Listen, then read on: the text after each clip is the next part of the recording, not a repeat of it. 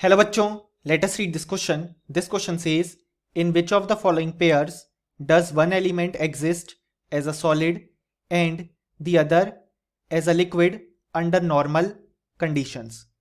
सो हमारे ऑप्शन हैं यहाँ पे. Option A I2 and F2, option B I2 and Br2, option C Br2 and Hg, option D Na and Cs. So इस question में हमसे कहा गया है कि इनमें से कौन से पेयर्स के लिए जो एक एलिमेंट है वो एज अ सॉलिड एग्जिस्ट करता है और दूसरा एज अ लिक्विड एग्जिस्ट करता है अंडर नॉर्मल कंडीशंस.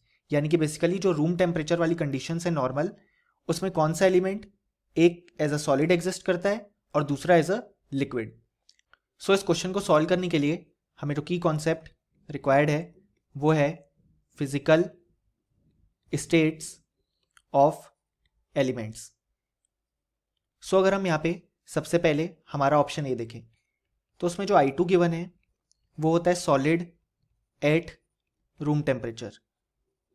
यानी कि बेसिकली रूम कंडीशंस पे या नॉर्मल कंडीशंस पे I2 जो है वो सॉलिड एग्जिस्ट करता है, क्योंकि I2 के केस में जो हमारे पास इंटरमोलिक्यूलर फोर्स ऑफ अट्रैक्शन होता है वो हायर होता है, इस कारण से वो एज अ सॉलिड एग्जिस्ट करता है.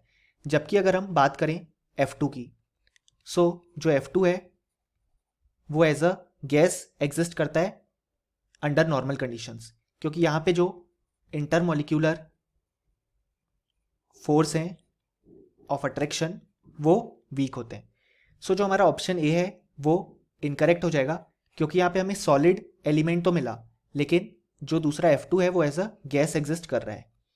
अब अगर हम ऑप्शन बी देखें, सो यहाँ पे ऑप्शन बी में फिर से हमें पहले I2 गिवन है. सो हमने देखा कि I2 जो है वो एज अ सॉलिड एग्जिस्ट करेगा अंडर नॉर्मल कंडीशंस और Br2 जो है वो एज अ लिक्विड एग्जिस्ट करता है अंडर नॉर्मल कंडीशंस, क्योंकि यहाँ पे intermolecular force of attraction stronger होते हैं लेकिन जितने आयोडीन में थे उतने स्ट्रोंगर नहीं होते, यानी कि स्लाइटली कम होते हैं एज कंपेयर टू आयोडीन.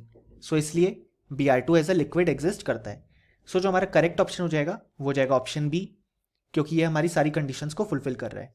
अब अगर हम हमारा ऑप्शन सी देखें तो उसमें हमें गिवन है Br2 and Hg. So Br2 अभी हमने देखा कि एज अ लिक्विड एग्जिस्ट करता है और मरकरी भी हम जानते हैं कि नॉर्मल कंडीशंस में एज अ लिक्विड एग्जिस्ट करता है. सो जो हमारा ऑप्शन सी है वो इनकरेक्ट हो जाएगा, क्योंकि यहाँ पे दोनों एज अ लिक्विड एग्जिस्ट कर रहे हैं. अब अगर हम हमारा ऑप्शन डी देखें तो उसमें हमें गिवन है सबसे पहले सोडियम. सो हम जानते हैं sodium as a solid exist करता है एट रूम टेम्परेचर या बेसिकली नॉर्मल कंडीशंस, और हम ये भी जानते हैं कि हाईली रिएक्टिव होता है इन नेचर. अब अगर हम सीजियम की बात करें, सो जो सीजियम है वो एज अ सॉलिड एग्जिस्ट करता है अंडर नॉर्मल कंडीशंस या बेसिकली रूम टेम्परेचर, जिसको हम 25 डिग्री सेल्सियस मानते हैं एज अ स्टैंडर्ड. लेकिन जैसे ही जो टेम्परेचर है वो ग्रेटर देन 30 डिग्री सेल्सियस पहुंचते हैं तो जो सीजियम है वो भी एज अ लिक्विड एग्जिस्ट करता है. लेकिन क्योंकि यहाँ पे नॉर्मल कंडीशन दी गई है सो हम सीजियम को सॉलिड कंसीडर करेंगे. सो हमारा ऑप्शन डी जो है वो भी इनकरेक्ट हो जाएगा. यानी कि हम बोल सकते हैं कि हमारे पास जो करेक्ट ऑप्शन हो जाएगा वो जाएगा ऑप्शन बी, जिसमें I2 as a solid exist करेगा और Br2 as a liquid.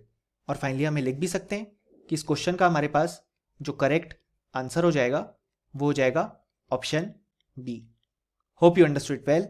Best of luck.